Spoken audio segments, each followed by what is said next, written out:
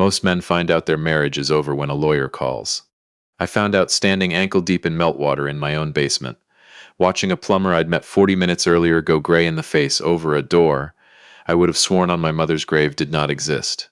My name is Warren Doucette. I'm 64 years old. I worked 31 years at the paper mill outside town before my knees, and the buyout sent me home for good. And I own a tired little bungalow on the edge of North Bay, Ontario, the kind of place where the snow piles up past the windowsills and the furnace runs 8 months out of 12. I curl Thursday nights at the club, I plow my neighbor's drive when his hip acts up, and right up until 11 days ago I honestly believed I was one of the lucky ones. We'll get to all of it. But before we do me one small favor. Hit that subscribe button.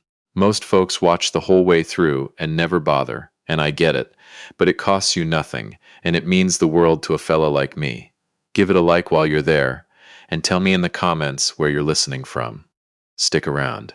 You're going to want to hear how this one ends. Let me tell you about my wife first. Her name is Lorraine. We were married 22 years, together for 25. She liked her tea steeped strong with a splash of milk, no sugar, in the same chipped blue mug every single morning. She kept the house warm and the bird feeder full all winter. And she had this thing for those true crime documentaries, the ones about people who vanish off the face of the earth and the husbands who always did it. In hindsight, that should have been a flashing red light the size of the CN Tower. At the time, I just thought my wife liked a good mystery. This all started on a Tuesday, in late January, which up here is the cruelest stretch of the whole year. We'd had a deep freeze, 3 days of -34 with the wind chill, the kind of cold that makes the snow squeak under your boots and the hydro lines hum. Lorraine had driven down to Barrie to see her sister, said she'd be gone the better part of a week. I was living the bachelor dream. Toast for supper, the Leafs on the big screen, the radio on in the kitchen, same flannel shirt 3 days running. Thriving, if I'm honest. Then the cold did what the cold does. A pipe let go behind the wall in the basement, and by the time I noticed, I had water coming up through the concrete and a slow tide creeping across the floor toward my workbench. I called the first plumber who answered, a young fella named Brent from a shop on Lakeshore. He showed up inside the hour, which up here in January is close to a miracle. Good kid, big hands, easy way about him, smells like cold air and pipe dope. Give me a bit to find the source, he said, and headed down with his flashlight in his crawl bag. I went back upstairs, put the kettle on, half-watched the game, 20 minutes, maybe. Then my phone buzzed on the counter. A text from Brent.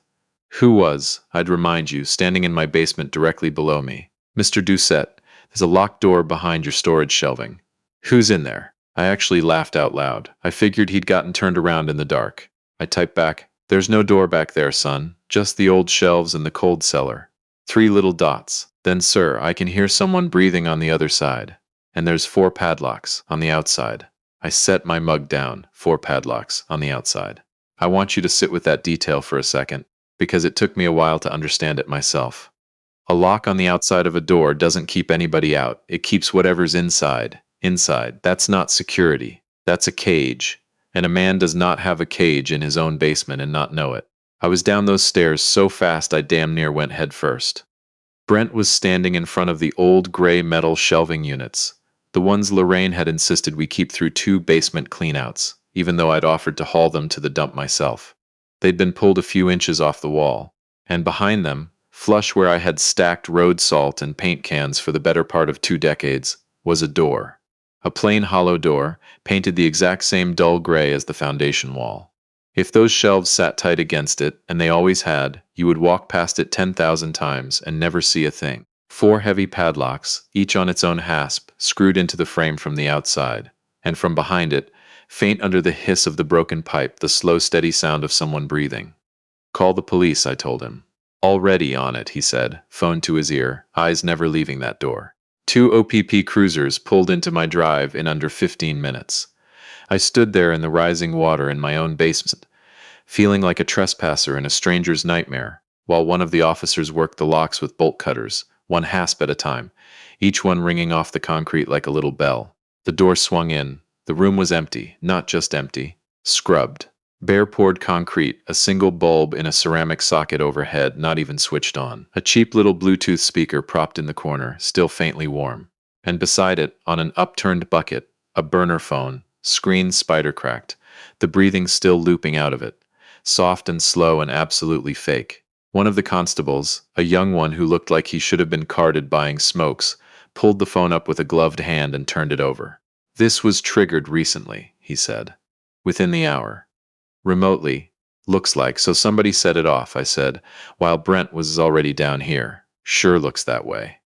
And here's where the floor started moving under me, even though I was standing perfectly still in 8 inches of cold water. Somebody knew the plumber was in my basement. Somebody waited until he was right up against those shelves, and then reached out from somewhere else entirely and switched on a recording of a human being breathing. A recording built for one purpose: to make an honest tradesman text his customer in a panic, to make that customer call the OPP, to put 2 officers in a hidden padlocked room inside my house, with me standing right there beside it. That isn't a prank. A prank is whoopee cushions and saran wrap on the toilet. This was staged, rehearsed. Somebody had been holding this in their back pocket, waiting on the right cold snap and the right plumber. I texted Lorraine 4 times that night. "Call me. Something's happened at the house." Nothing. She was with her sister, I told myself. Probably had her ringer off. I needed to believe something, so I believed that. The storage locker turned up 2 days later.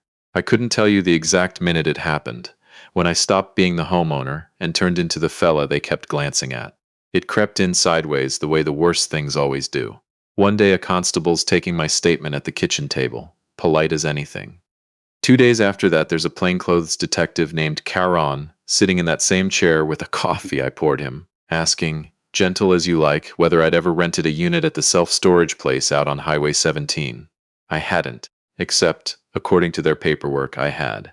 2 units, paid in cash, my name on both contracts in a hand that looked enough like mine to make my stomach drop. And when they cut the lock on the second one, they found a duffel of women's clothing, a prepaid Visa loaded from an account with my name on it, and a photograph. A woman I had never laid eyes on in my life. 40s maybe, dark hair pulled back, smiling at whoever held the camera like she had no idea her face would one day be used to hang a man. "Mr. Doucette," Caron said, sliding the photo across my own kitchen table. "Do you know this woman?" "No," I said. And it was the truth. And it was the most dangerous true thing I'd ever said, because I could see in his face that the truth wasn't going to save me. The records said otherwise. And up here, when the records say one thing and the man says another, folks have a way of believing the paper. Her name, they told me, was Janelle Rourke. She'd been reported missing out of Sudbury 11 days back. Last seen, no sign since. 11 days. The same 11 days my whole life had been quietly rewired behind my back. That night I sat on the edge of the bed Lorraine and I had shared for 22 years, in a house that had somehow stopped being mine, holding a printout of a missing stranger's face, and I finally let myself ask the question I'd been swallowing for 2 days. Where was my wife? She came home the next afternoon, walked in the door, dropped her bag, and folded right into me, shaking. "Warren, oh my God, what is happening? I've been trying to call you. My phone died on the 400, and the charger was in the trunk." The whole thing. The worry, the tears, the trembling hands on my chest. She asked if we needed a lawyer. She asked who would do this to us. She made me a tea and sat across from me and held my hand while I told her about the door, the photo, the detective. And I want to be honest with you, because there's no point in any of this if I'm not. For about a week I believed her. I let her hold my hand. I let her perform her fear so perfectly that there were moments, real ones, where I wondered if grief and a busted pipe and a long cold winter had cooked something loose in my own head. She was that good. She'd had 25 years to learn me, after all. She knew exactly how worried a worried wife should look. But there were 2 things she didn't know I'd noticed.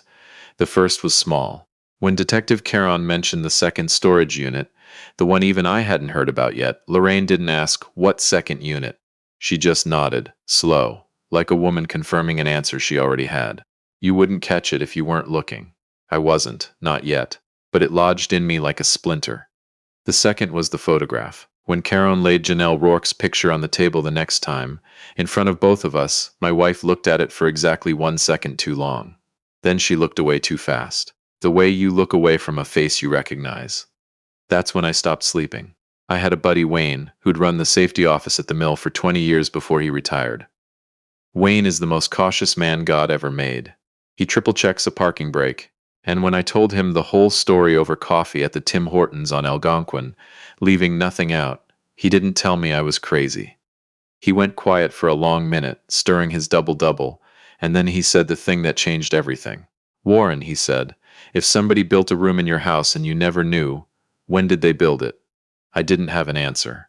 But that night I went down into that empty gray room with a work light, and I looked, really looked, the way you should look at a thing before you trust your whole life to it. And I saw it. The partition wall was newer than the rest. The concrete patch at its base hadn't fully grayed out. The framing screws were galvanized, bright, not rusted like everything else down there. And then I remembered. 4 years back, I'd gone up to my brother-in-law's fishing camp on Lake Temagami for 2 weeks, no cell service, just me and the walleye and the blackflies. Lorraine had stayed home. When I got back, she'd had a fella in to deal with the damp, she said. New vapor barrier, she said. Some shelving moved around. I'd nodded and never thought about it again. And 2 years after that, when I'd had my knee done and spent 6 weeks stuck up on the main floor in a recliner unable to manage the stairs, she'd had the same fella back to finish up. Cash job, she said. Cheaper that way. She'd built it in pieces. Over years.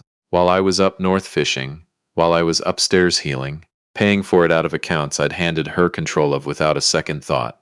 Because that's what you do after 22 years. You trust. You hand over the checkbook and you go fishing. I want to tell you about Wayne's other piece of advice, because it's the part that saved me. He said, "Whatever you do, don't go to the police with what you find. Not yet. The second a suspect hands over evidence, even evidence that clears him, it becomes part of the file. And a clever person can spend 18 months and a good lawyer tearing apart anything in a file. You want this done quiet, and you want it done clean." So I didn't go to the police. I went to the credit union.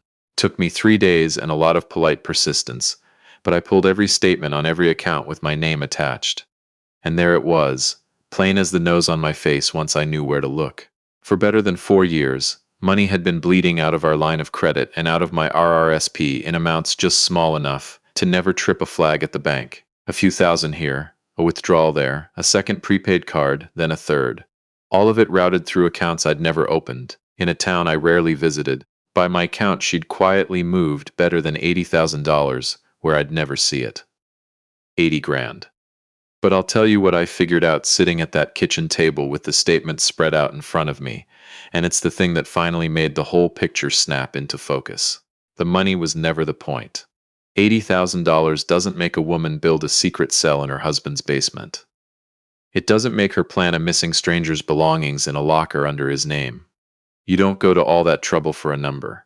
The money was just the fuel, the escape pod's gas tank. What she wanted was to be gone, clean gone. A new name, a new life, somewhere far from a long northern Ontario winter, while I stayed behind ruined, a 64-year-old man with his name all over a missing persons file, too busy drowning to ever come looking.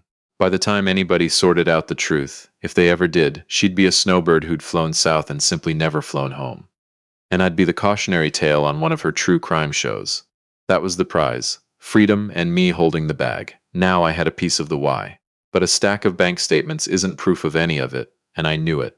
I needed her to say it, out loud, in her own voice. We've got a little 3-season room off the back of the house, a Muskoka room my dad built before he passed, screened in summer, glassed in winter. It's where Lorraine takes her tea and her shows. And it's where her oldest friend, a woman named Sheila, who I'd never much trusted and now trusted a great deal less, came to visit on a Thursday evening near the end of the third week. I told Lorraine I was heading to Wayne's to watch the game, kissed her on the cheek, backed out of the drive. And then I parked 4 streets over and opened the app on my phone, because 2 days earlier I had done the one underhanded thing I have ever done in my life. I'd bought a little voice-activated recorder, the size of a loonie, and I'd tucked it up under the wicker side table in the Muskoka room. The sound came through clear as a bell. For 20 minutes it was nothing. Sheila's grandkids, a recipe, a fellow they both knew who'd had a heart attack shoveling his drive. I sat in my cold truck 4 streets from my own house, and I damn near talked myself out of the whole thing. I told myself I was a paranoid old fool who'd bugged his own porch, because a long winter and a broken pipe had broken something in me too. And then my wife's voice changed. I can't describe it any other way than this. It dropped. Not in volume, in temperature. The warmth drained right out of it, the way the heat drains out of a room when somebody leaves the door open in February. Same voice, same woman, completely different person. "He has no clue," she said. There was a pause. Then Sheila, careful. You're sure? He's making you tea every morning. The detective treats him like he did it. And he's just being Warren about the whole thing. That's exactly it, Lorraine said. He can't see past what's right in front of him. He never could. 25 years and the man still trusts the paperwork over his own gut. It's almost a gift. And the woman? Janelle, tucked away. She agreed to go quiet for 60 days. She's down in Windsor with people I trust, and I paid her well enough that she'll keep her mouth shut. By the time her 60 days are up, Warren will be too far under to claw his way out. A silence on the recording. I could hear my own heart in it. Then Sheila, quieter than before. Lorraine, what you said would happen to him. Does it actually happen?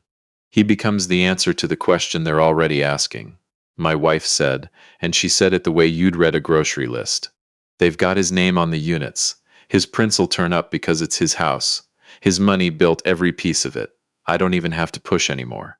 I just have to let it finish building. Another few weeks and it won't need me at all. It'll have its own weight. And where will you be?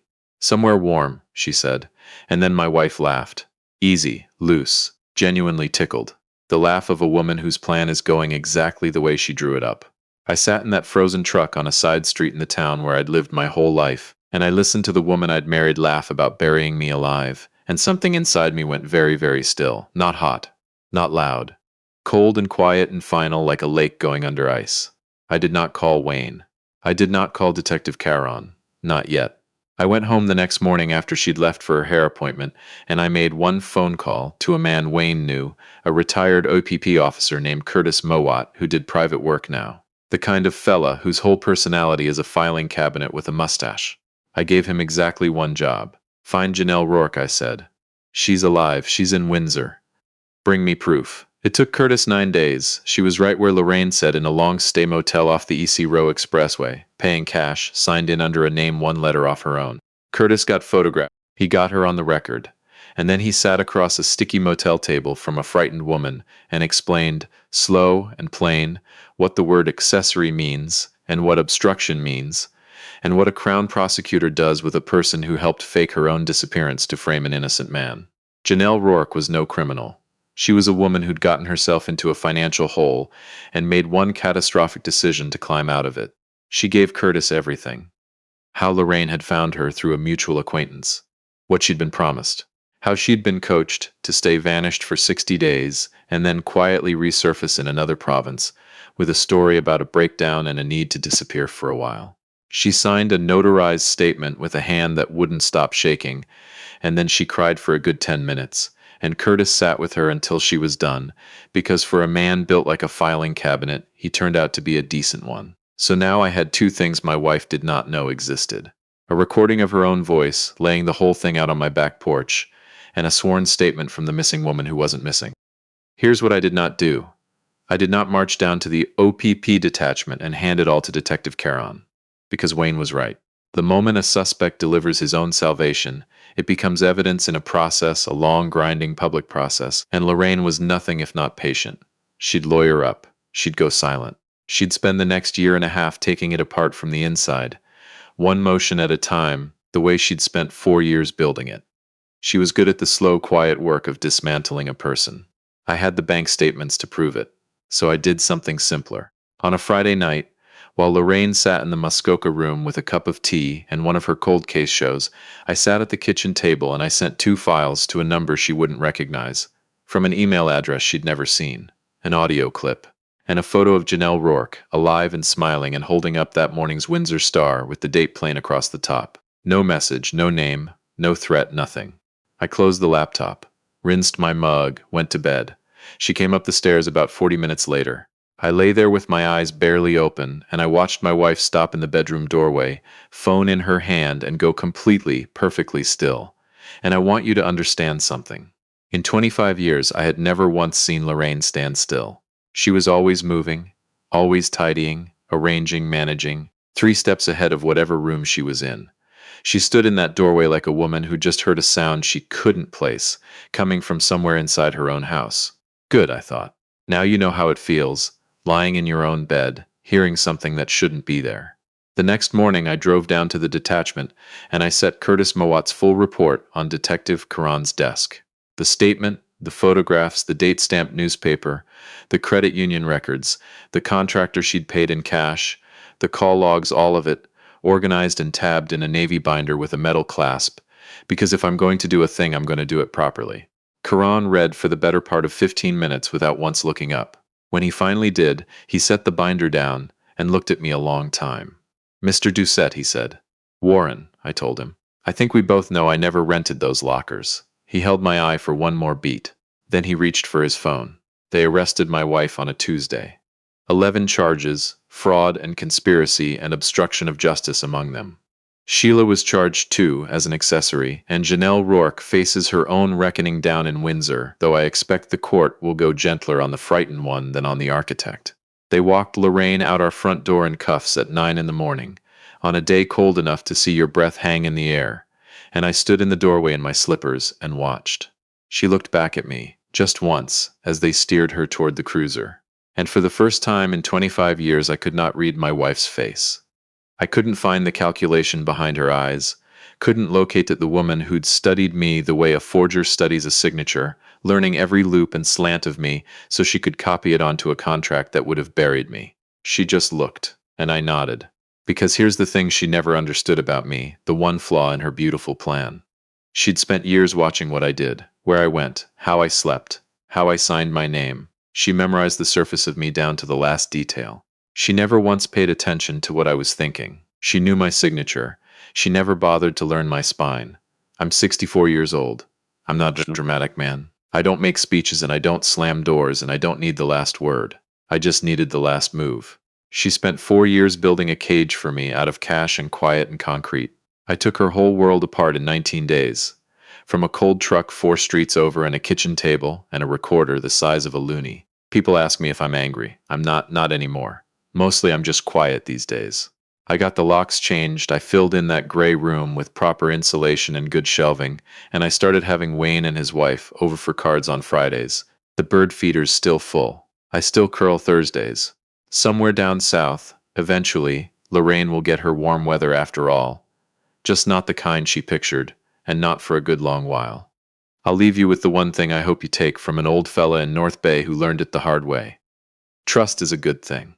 It's most of what's good in a marriage, in a friendship, in a life. But trust is not the same as not looking. You can love somebody with your whole heart and still glance behind the shelving once in a while. I wish I'd learned that 20 years sooner. I'd give a lot to have learned it the easy way. If this one got you, do me that favor I asked for at the start. Hit the like, hit subscribe, and tell me down in the comments, would you have sent those files quiet like I did, or would you have gone straight to the police? I read every one. And as always, thanks for sitting with me a while here at Dad's Fierce Revenge. I'll see you on the next one.